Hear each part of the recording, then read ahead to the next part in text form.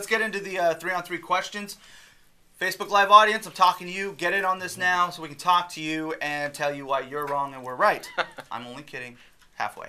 Okay, let's start with question number 1. The Blazers are 6-5, but according to ESPN's NBA RPI rankings, which take into consideration strength of schedule, the Blazers' record right now should be 8-3. Are the Blazers underperforming, and do you think they're shooting themselves in the foot by not getting off to a stronger start? Nate.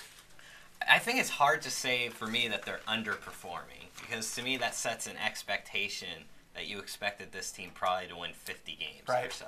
For me, that wasn't the expectations for this year's team. So the fact that they're 6-5, you're just looking at the record purely, it'd be hard for me to say that they're underperforming.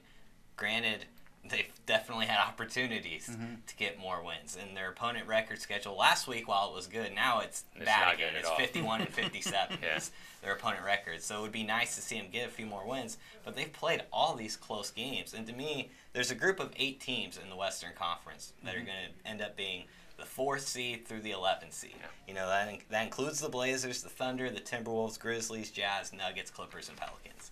And I think all those teams are really evenly matched. And so these close games aren't going to go away. This is going to be happening all year for the Blazers. They're 2-4 in games decided by less than 5 points or that went to overtime. And they're 2-3 against that group of 8 teams I just mentioned. The one that stands out to me was the Jazz game. That's one I think if you're a Blazers fan, you really want them to have back, because they were in control of that second half. They were in control at the end of the game, and then you just had some turnovers we're not used to seeing from their 2 best players, and he had a bench player for the Jazz go off for 28, and the Jazz were able basically to steal that game away at home. So for me, while the Blazers could and probably should have a better record than 6-5, it's hard for me to say they're underperforming, because I expect them to be like a 45-46 win team at the start of the year. Yeah, that's really a point, and I've wondered about that too. What the playoff picture is going to look like in the West, because with as many good teams as there are in the West right now, and as much parity as there is outside of the top 2 teams or so, I think you're going to have a lot of teams that are going to be right between 41, 42, up to 45, 46 wins, and they're going to be bunched in the 3, 4 down to the 8th spot and below. And the Blazers are probably going to be in that mix. And so I think that you're right, Nate. Games like this, that's going to be the norm during the season. And close games like that are usually a 50-50 proposition. So the Blazers are probably going to have more close games that they're going to lose. They're going to be frustrating. I do think they're underperforming, though, a little bit, because I was looking back at how I've picked them this season. I've only picked 3 losses. So that 8-3 expected record by RPI, that makes sense. They've lost some games that could have gone either way that maybe they shouldn't have lost. You think about it, if Blake Griffin misses that 3-pointer at the buzzer, if Dame hits a floater against Utah, if CJ hits that jumper against the Grizzlies, the Blazers are 9-2. But those things didn't happen. So because they didn't happen, you have to say they are underachieving.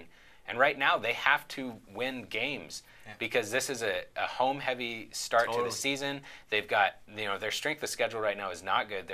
They're playing teams they should beat, and the schedule gets so much more difficult in the second half of the season, especially the last 2 months. I wrote it down here. Starting March 9th, listen to this.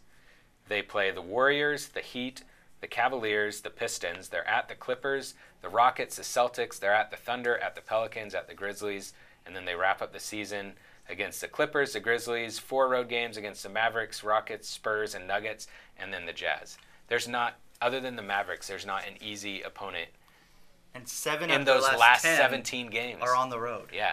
So they have to build a cushion now, and they're not doing it yet. Yeah.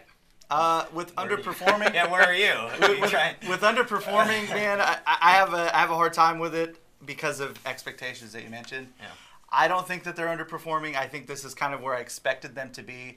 But what's really a kick in the stomach was that Memphis game for me, because we've talked about good teams figuring out ways to win. They had everything lined up for them to steal this game when they had no business winning this game, and they still couldn't do it. And I think that's the frustrating part for Blazers fans right now, is that they're so used to seeing these games go against them that finally this was a chance here. I just one shot changes this whole conversation. Oh, yeah. And so for me, that was the toughest part about this. But in terms of underperformance, performing, this is right where I thought they'd be, right in this ballpark. 6-5, which gets you, what, a 6 seed right now if the playoffs started, even though it's super early, ridiculously early. But this is right in that area where we're talking about 1 or 2 shots could be the difference between where they're at the end of the year. Because if CJ hits that shot, we're not asking if they're underperforming. Gosh. Oh, not at all. Well, yeah. And it's one shot. Well, you mentioned all those ones that haven't gone their way. I mean, Dame did hit a game-winning shot against the Lakers. Granted, that's a team you can argue that game shouldn't have been as close as it was. It shouldn't have come down to it, but it was still nevertheless a tie game at the end. And Dame hit a shot that he made. You know, if he misses that shot, who knows if they win that game in overtime. So we talked about big picture, and this takes us to our second